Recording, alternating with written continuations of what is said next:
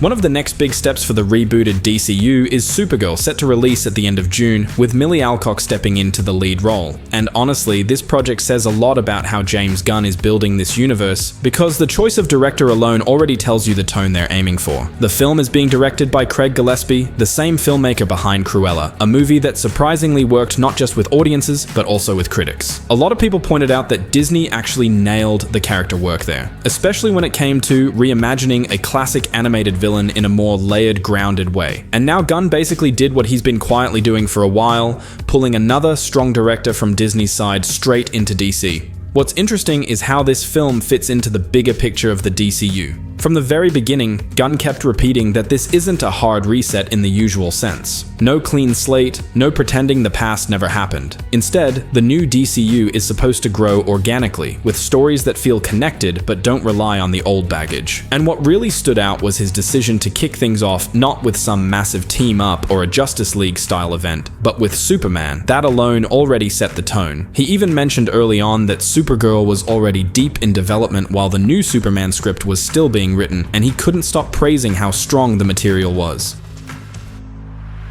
The script for Supergirl ended up being such a big deal that Warner Brothers reportedly gave the project the green light almost immediately. Gunn himself emphasized that the screenplay was the main reason the studio felt confident moving forward. That's actually a big shift for DC, because for years it felt like they were announcing movies before even knowing what story they wanted to tell. Here, it's the opposite. Story first, everything else second. We've technically already seen the first hint of Supergirl in the DCU. Her introduction includes her taking Krypto with her. And yes, Krypto the Superdog is back again, not just as a cameo, but as an actual character. This will be the second time we see him in a proper cinematic context, and it's clear they're not treating him like a joke or background detail. He's part of her journey, which already hints at a more emotional, character-driven story. A lot of people still think of this movie as basically a Superman spin-off, and in some ways that's understandable. Krypton, the House of El, all of that mythology is still at the core, but the film is also expected to give us more insight into the destruction of Krypton itself. Not in an exposition-heavy way, but through flashbacks, memories, fragments of trauma. There's been talk that we might hear mentions of other Kryptonian figures, possibly even names like Kal's family being referenced indirectly. Nothing too on the nose, but enough to ground Supergirl's pain and perspective in something real.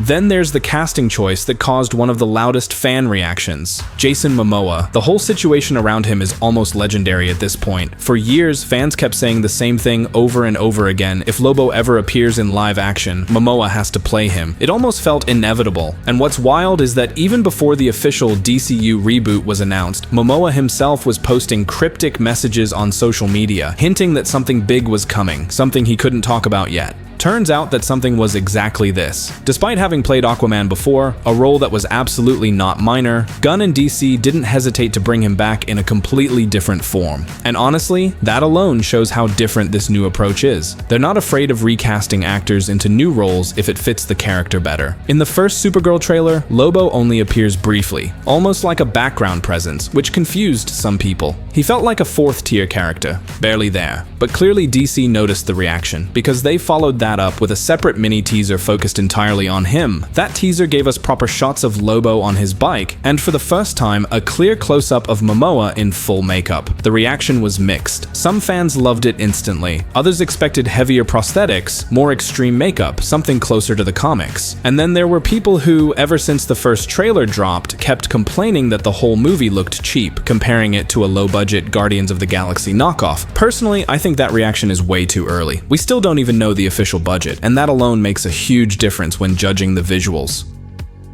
If anything, it feels like Warner Brothers are being cautious. And honestly, I can't really blame them. They've spent insane amounts of money on DC projects over the years, and not all of them paid off. Superman, as iconic as he is, didn't bring in the kind of box office numbers everyone expected. It performed okay, slightly above average, but nowhere near what a studio hopes for when dealing with characters that are basically the face of the company. And let's be real, DC characters are one of WB's biggest assets. Alongside franchises like Harry Potter and Game of Thrones, DC is a massive brand on its own. It generates millions through action figures, merchandise, licensing, everything. But when it comes to films, things have always been complicated. Even the Batman with Robert Pattinson feels like its own separate universe. Joker with Joaquin Phoenix is completely standalone too. Amazing films, but not exactly helping build a shared cinematic universe. That's been DC's biggest struggle for years. They never really figured out how to structure their universe properly. The Snyder era had ambition, no doubt, but it was messy, rushed, and constantly fighting studio interference. Now Gunn is trying something different. He's openly saying that each movie should feel unique, with its own identity and tone. From a creative standpoint, that's exciting. From a business standpoint, it's risky. Investors like consistency, studios like formulas, and DC is deliberately stepping away from that.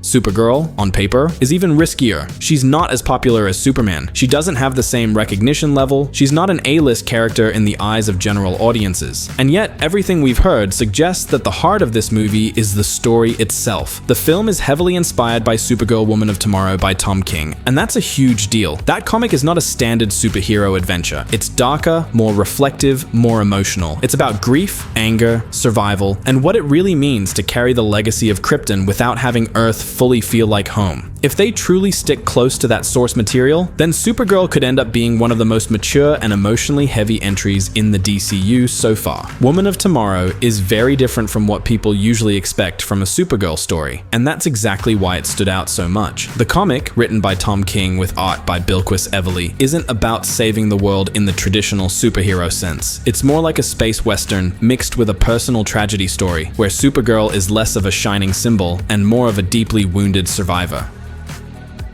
The story follows Kara at a point in her life where she's emotionally exhausted. Unlike Superman, she actually remembers Krypton. She remembers her family, her friends, her entire world dying in front of her eyes. That trauma defines her. The comic makes it very clear that Kara's pain never really went away, and Earth never truly felt like home to her. She's stronger than most heroes, but also angrier, sadder, and far more cynical. The plot itself is framed through the perspective of a young alien girl named Ruthie. Her father is murdered by a brutal space criminal named Krem of the Yellow Hills. Instead of asking for justice through laws or systems, Ruthie wants revenge. She wants Krem dead. Supergirl crosses paths with her almost by accident, and against her better judgment, Kara agrees to help her hunt him down across the galaxy. What follows is a long, brutal journey from planet to planet. Krem isn't a flashy villain. He's cruel, pathetic, and deeply human in the worst way. Every time Kara and Ruthie get close to him, something goes wrong. People die. Innocents get hurt. The comic constantly reinforces the idea that violence has consequences, and that even someone as powerful as Supergirl can't fix everything.